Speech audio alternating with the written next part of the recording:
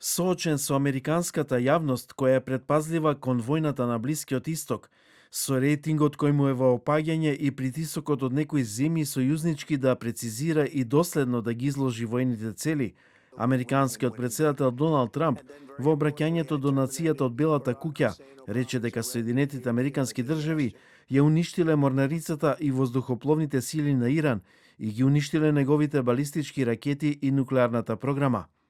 Од друга страна, тој одби да изнесе конкретен план за завршување на војната, која сега е во петтата недела, освен што рече дека САД ќе завршат работата многу брзо. Ние ги држиме сите карти, рече Трамп од Белата куќа во своето прво обраќање кон нацијата, откако САД и Израел влегоа во војна на 28 февруари. 19-минутниот говор на Трамп не донесе многу нови информации. Акциите паднаа, доларот зајакна, а цените на нафтата пораснаа кратко време по обраќањето на Трамп, веројатно од можноста дека конфликтот ќе се одолговлекува уште некое време. Иако во претходните денови повтори дека Техеран е воено неутрализиран, Трамп нагласи дека САД ќе продолжат да напаѓаат цели во Иран со уште поголема сила во наредните денови.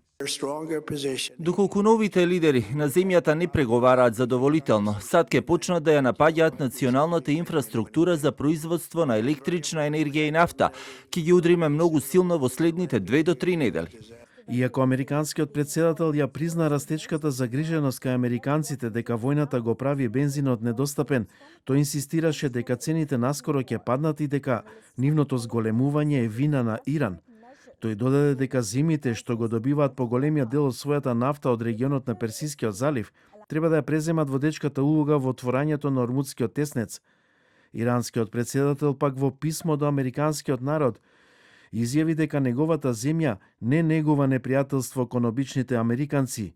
Ги повика Соединетите Американски држави да ја прекинат војната, предупредувајќи дека Исламската република ќе преживее секаков облик на американска агресија. Кој од интересите на американскиот народ на вистина служат во оваа војна? Дали имаше објективна закана од Иран за да се оправда таквото однесување? Нападот на САД и ционистичкиот режим врз Иран не е знак на моќ, туку знак на конфузија и неможност за постигнување стабилни решенија. Во меѓувреме продолжи американските и израелските воздушни напади врз Иран, Либан и Јемен, како иранските ракетни напади врз израелска инфраструктура и американски цели во Персискиот залив. Тел Авив алармира за нови напади од милитантната група Хезболах.